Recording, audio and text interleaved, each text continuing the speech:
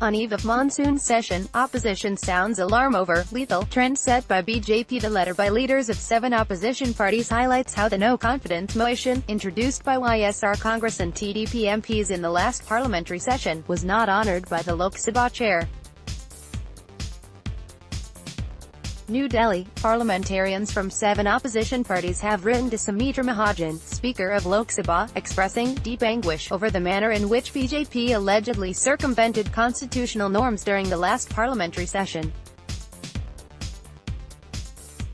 The letter is signed by Congress leaders Mallikarjun Kharge and Jyotiraditya Scindia, CPI-M leader Mohammad Salim, SP's Dharmendra Yadav, NCP's Tariq Anwar, RJD leader Jay Prakash Narayan Yadav, CN Javadevan of CPI, PK Kanhalakati of Kerala-based IUML and AAP's Bhagwant Mann.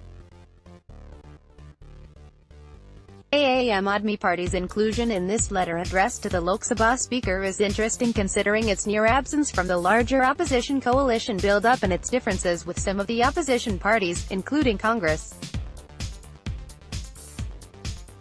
Speaker Sumitra Mahajan had last week written to opposition parties expressing concern over the frequent disruptions in Parliament and asked them to introspect while ensuring that the dignity of Parliament was not undermined. The opposition's letter, on the other hand, claims that BJP bulldozed through the previous Lok Sabha session by not allowing debate on several important bills, which will have bearing on constitutionally guaranteed rights being converted into virtually single House bills by way of certifying them as money bills. The budget session was witness to another trend which, to say the least, will prove to be lethal to our constitutional democracy, if not checked, the opposition leaders said. It further went on to criticize the manner in which the latest budget was sneaked in most unconnected, retrogressive and anti-democratic measures by way of introducing inadmissible amendments to the finance bill and pushing them through without the world knowing what was happening in the temple of world's largest democracy. Perhaps more significantly, the letter highlights how the no-confidence motion, introduced by YSR Congress and TDP MPs in the last parliamentary session, was not honoured by the Lok Sabha chair. The utter disregard to the rules and the constitution displayed by the ruling dispensation did not add to the glory of the chair and the House.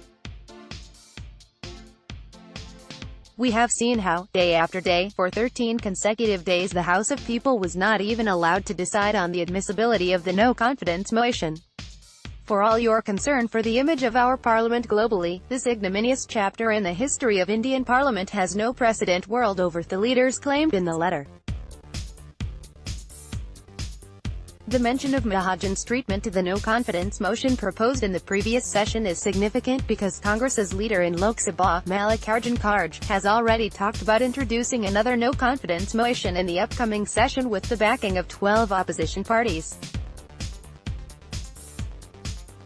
They said once 50 members stood in favor of the motion sought to be moved, the Speaker had to announce that the House had granted leave permission for no-confidence motion to be taken up.